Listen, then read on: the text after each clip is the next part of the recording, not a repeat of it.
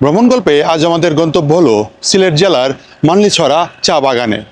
মানলিছড়া চা বাগান দেখার উদ্দেশ্যে আমি আর সাইমা ঢাকার কমলাপুর রেলওয়ে স্টেশন থেকে রাত 10টার উপবন এক্সপ্রেস ট্রেনে সিলেটের উদ্দেশ্যে রওনা দিয়েছি এবং এই ট্রেন ভোর 5টায় সিলেট রেলওয়ে স্টেশনে এসে পৌঁছায়। তারপর আমরা সকালের নাস্তা করে 150 টাকা দিয়ে একটি সিএনজি ভাড়া করে মানলিছড়া চা বাগানের উদ্দেশ্যে আমরা রওনা দিয়েছি।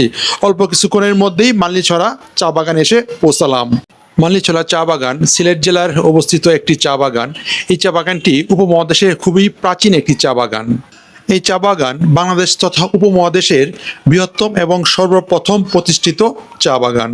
1854 সালে লর্ড হাডসন 1500 একর জায়গার উপর এটি প্রতিষ্ঠা করে। এই চা বাগান সিলেট আন্তর্জাতিক বিমানবন্দর থেকে স্বল্প দূরত্বে অবস্থিত। এই চা বাগানের প্রাকৃতিক সৌন্দর্যে সবাই প্রেমে পড়বে এবং চা বাগানটি অত্যন্ত সুন্দর, যারা দেখবে তাদের মন প্রাণ ক্লান্তি হতাশা সবই দূর হয়ে যাবে। ইতিহাস থেকে জানা যায় 1650 সালে চীনে প্রথম চা উৎপাদন শুরু হয়।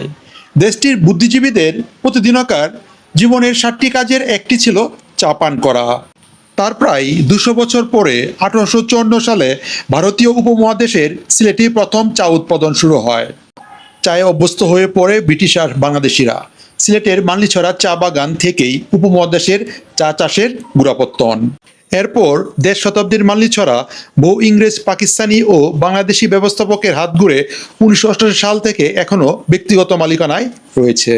শ্রীমঙ্গলকে চায়ের রাজধানী বলা হলেও সিলেটের এই চা বাগান থেকেই চা চাষের গোড়াপত্তন।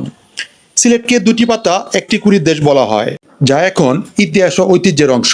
সাবেক মার্কিন রাষ্ট্রদূত কে টমাস প্লেন থেকে নেমে বাগানের রাস্তা দিয়ে যাওয়ার পথে বলেছিলেন, পৃথিবী এত সুন্দর যে মানলিছড়া চা বাগান না দেখলে বোঝা যাবে না। শুধু হেরি কে টমাস নয়, সিলেটের চা বাগানের সবুজ মায়ায় প্রতিদিন জড়ো হন হাজার হাজার দেশি বিদেশি পর্যটক। প্রায় 2500 একর ভূমিসত্ত্ব সীমানায় উঁচু নিচু টিলার পর টিলায় ভরা চা বাগানটি। রয়েছে 1200 একর জমি। 2টি পাতা একটি কুড়ির দেশে এসে যারা খুব অল্প সময়ে খুব সুন্দর কোনো সবুজ গালিচায় হারিয়ে যেতে চান, তাদের জন্য অনন্য মানলিছড়া চা বাগান। আমাদের দেশের মোট চায়ের 90% উৎপন্ন হয় সিলেটে। এই চা বাগানটি এত বড় যে হেঁটে পুরোটা দেখানো যাবে না আপনাদের, তাই চিন্তা করলাম আমরা সিএনজি নিয়ে পুরো বাগানটি আপনাদের ঘুরে দেখাবো। উপরে বড় বড় ছায়াবৃক্ষ, নিচে আদো আলো আদো ছায়ার সবুজ চাদর, যেন শৈল্পিক কারুকাজ। সিলেটের চা বাগানের এই প্রাকৃতিক দৃশ্য পর্যটকদের মন ছুঁয়ে যায়। সিলেটের চায়ের রং, স্বাদ এবং সুবাস অতুলনীয়। বর্তমানে বেসরকারি তত্ত্বাবধানে চা বাগানটি পরিচালিত হয়ে আসছে। চা বাগানের বুক ভেদ করে চলে গেছে দৃষ্টিনন্দন সড়ক। আকাশপথে যারা সিলেট আসেন তাদের প্রথমেই স্বাগত জানায় এই চা বাগানটি। এই চা বাগানের প্রবেশদ্বার বেশ কয়েকটি।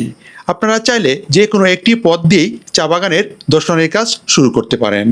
তবে ঝামেলা এড়াতে বাগানের প্রবেশের আগে কর্তৃপক্ষের অনুমতি নেওয়াই বাঞ্ছনীয়। মানলিছড়া চা বাগানে চায়ের পাশাপাশি বর্তমানে এখানে কমলা ও রাবারের চাষ করা হয়। ভ্রমণ বিলাসী মানুষের কাছে আনন্দ ভ্রমণ কিংবা উচ্ছল সময় কাটানোর প্রথম পছন্দের স্থান হলো মানলিছড়া চা বাগান।